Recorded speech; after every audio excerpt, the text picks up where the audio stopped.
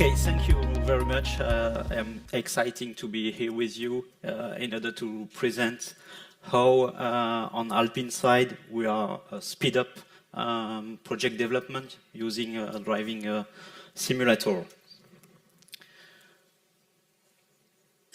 Okay, let's go with the agenda.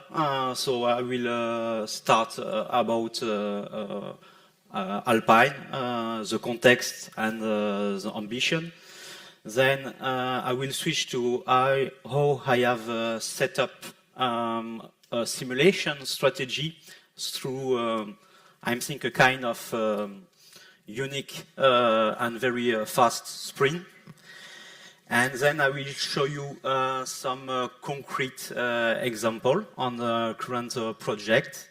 And then I will conclude with some key points in order to think all together and maybe to discuss after this presentation. So, first slide. Well, Alpine, it's a sports premium brand. It's a dedicated business unit from Renaud Group since a few years.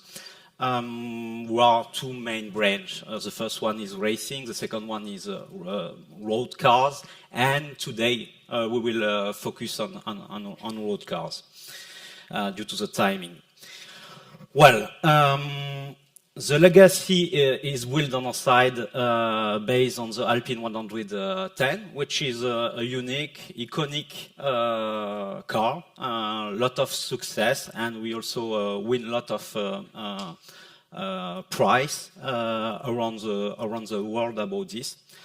So it's a success, but it's not enough. So our ambition is to develop in a fast way a complete sportive vehicle lineup. So you can see on the slide few of them, 7 of them. And to do this, we need to change a little bit our way to proceed. So it was a very exciting challenge for engineers to be able to achieve this and to produce all these cars. But on the other side, we have also some top-down from board, from CEO, to say, okay, you will do it, but also with other KPI, other constraints. Main constraint was the time to SOP. So we need to develop much faster every product. The second KPI is to reduce drastically the number of prototypes and also to put inside much more innovation. If we just speak about one KPI, which is the number of prototypes, we divide by more than 3 as the number of prototypes using this new methodology. Just to give you a raw idea of the big momentum and the big step we are currently doing. To do this, we need to change completely our mindset, our method, to be more predictable, more collaborative, and faster. So now I will switch to the task force. So to achieve it, I have led a kind of task force in order to define the strategy, in order to achieve all these KPI. And for sure, there is several pillars behind this global strategy. But as you can expect, one of them and one of the main pillars is simulation. There is a lot of tools we use and reinforce tools like model in the loop, software in the loop, hardware in the loop, vehicle in the loop, and driver in the loop. Today, we will just focus on driver in the loop because this is something interesting by everyone here around the table. So let's go with this.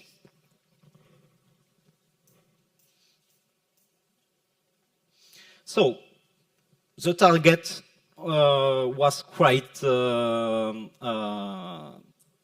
hard to achieve because we need to deploy driver in the loop capability. So it means build methodology, build all around the methodology, develop the tool, also upskill all the team in order to achieve it, to make correlation on the current car, because it's very important to do it.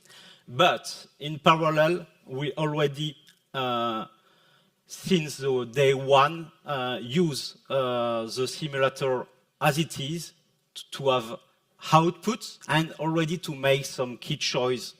So it means we have a dual track strategy developed, but also use and produce at the same time.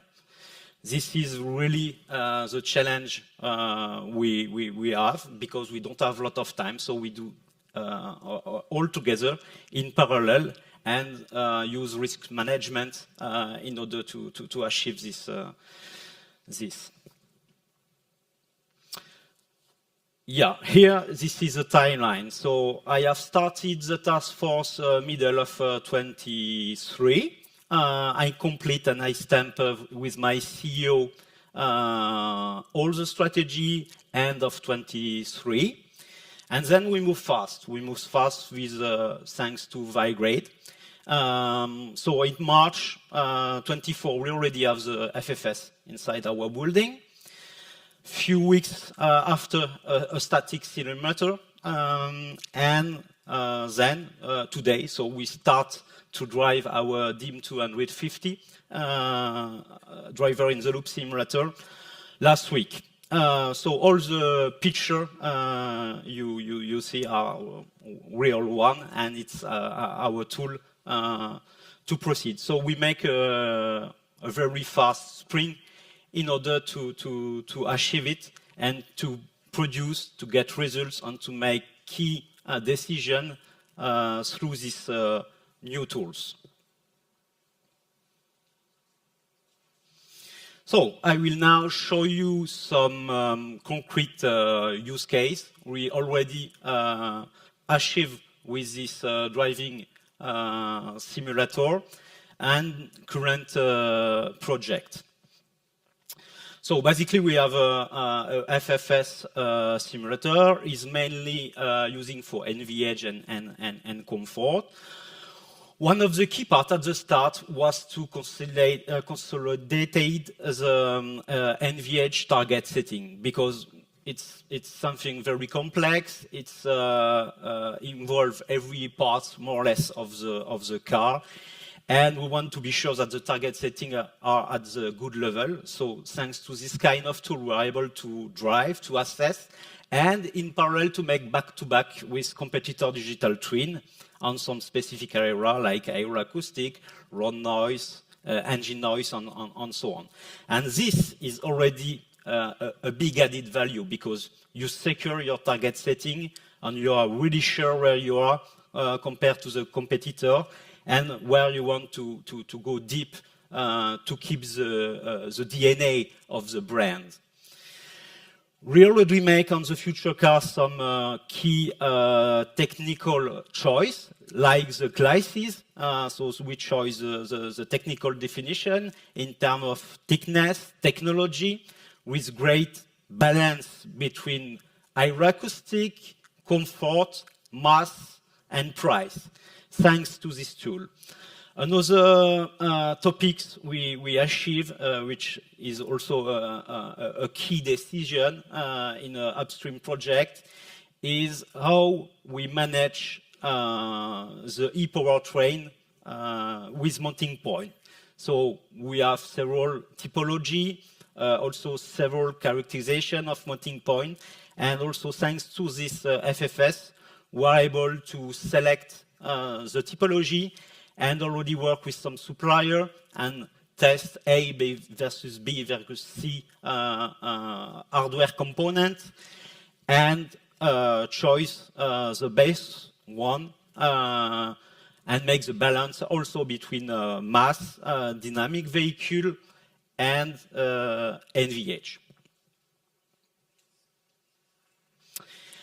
Well, On DIM 250 or on the compact, it's more linked to handling and global vehicle assessment. So we already make some conventional things already described a lot during the previous presentation and also last year. So virtual tire development. So we perform it with Michelin with a co-comparison. With them, so we assess grip, steering, feeling, and so on, and to speed up and to secure that when we make the first physical joint test, we already have the target regarding the tire in order to speed up and to secure that we will achieve the target regarding the car. We also develop on an upstream project the target setting of the suspension fully virtually and provide the requirement to the design team in order to then design the suspension and the KNC and then test back the KNC with which our target, including packaging, mass, and so on. So we are able to make very fast loop between performance and design thanks to this kind of tool, which is very important. Then, a next important message is the ecosystem. I mean, what we have done is to create a global ecosystem where we integrate driver in the loop. So it means we are now a dedicated building where there is a driver in the loop, but very close to hardware in the loop, vehicle in the loop, also EE plan, and also, and from my point of view, is very important, the workshop where we produce the prototype, because from my point of view, it's very agile and efficient to get the testing guy and the simulation guy in the same locking place, working all together with only one target. This is a strategy, and from the past, I know that it's working very well and it's much more efficient, more collaborative than to split on one side virtual and on the other side physical. So now we are able to make some short loop to work on multi-domain and also to make debugging and also to iterate about NVH, about HMI, about handling and riding, and all very important attributes related to our DNA. Now I will switch to a conclusion. So I will give you few key points. The first one is that simulation and using of driver in the loop simulator is not only for upstream. It means on the V-cycle we will use it from the start until the end because there is a completely complementarity work between physical testing and simulation because one feeds the other one and so on. And thanks now we can have easier big data, EA to post-treat all the data. We're able to go fast between physical test and virtual test. And at the end, we need also to stamp the maturity of the model as well as the coverage in order to be more precise and also to go faster even more during the next project. So it's very, very important to go to the entire V-cycle. Then we are able to make short loop collaboration for sure with by sharing all the KPI. So it's much more efficient than with physical parts. And we're able also to achieve an acceleration of innovation because we have time to explore a lot of ideas and to reduce the risk. It's key. And the last point is about predictive. So now our target is to anticipate everything before it's rising. And then you are really relaxed because we anticipate this. And the mindset is, to switch. So it means now simulate is to define something and not to confirm something.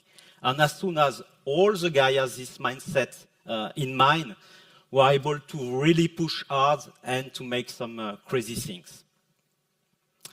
So I would like to thank Vigrade support because they helped us a lot during this 2 last year, and also JEDI team, a French team.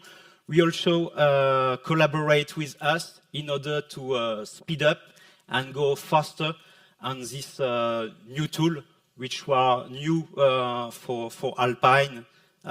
So thanks again also to JEDI. Thank you.